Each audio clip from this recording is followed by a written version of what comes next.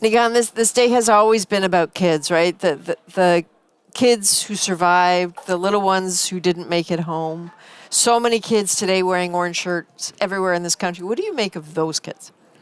I'm not surprised that all the survivors, our grandparents, would make it about kids, but it's also about all kids, Canadian kids, Indigenous kids working together. We are raising the most competent generation in history.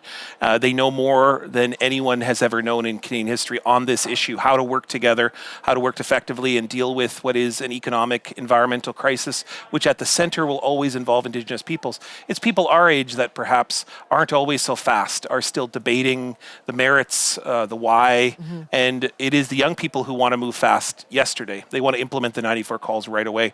And I think I would say the young people, be patient with us. But I would also say that we all need to step up a little bit more. And I hope a day like this reminds us of this. Well, you know who else wanted to move fast was your dad, the commissioner of the TRC. When we speak of him today, we call him Murray Sinclair Iban. Can you help me understand why we say Iban? So we say Iban at the end in our culture because he's now on a journey. And for us, it's a one-year journey to the lodge in the west, as we say, and joining all of our ancestors. And so that word Iban means with ancestors or in ancestry.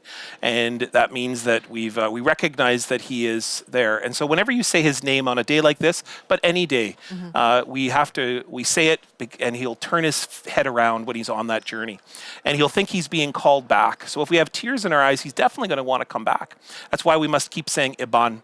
Keep going. Go to be with the ancestors because your work here is done and it's our time to do this work.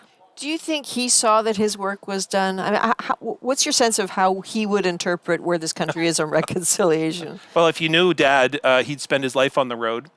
He loved this country more than anything. He loved visiting. He loved Indigenous communities, loved Canadians. And he probably would have spent all of that time if not for his ill health. He certainly showed that he loved the country as much as he loved me and his kids, his grandkids. He loved everyone. And he would be proud of us on this day, but he'd want us to get up and keep moving. And he had this kind of way about him that every time you ended up spending time with him, he would always say, now it's time for you to do something. And so he'd say, get up, and he'd pull out that crooked finger, and he'd say, get up, do something now. And so I think he would say to all of us, it's all fine and good to keep talking. It's all fine and good to have a moment in which we recognize the beauty of each one of us.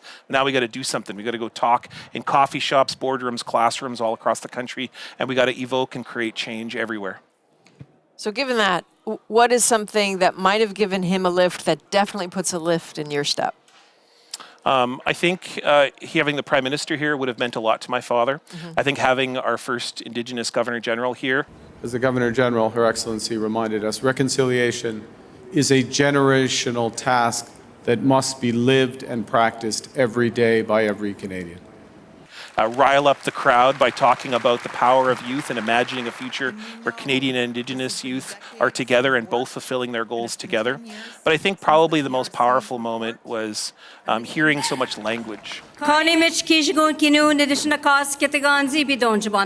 My dad was a huge advocate for our culture, language, and identity, and he really believed that for young Indigenous peoples, the key for curing suicide epidemics, for creating economic potential, for just healing not just Indigenous communities, but the entire country would come from Indigenous young people learning our culture, identity, and our traditions.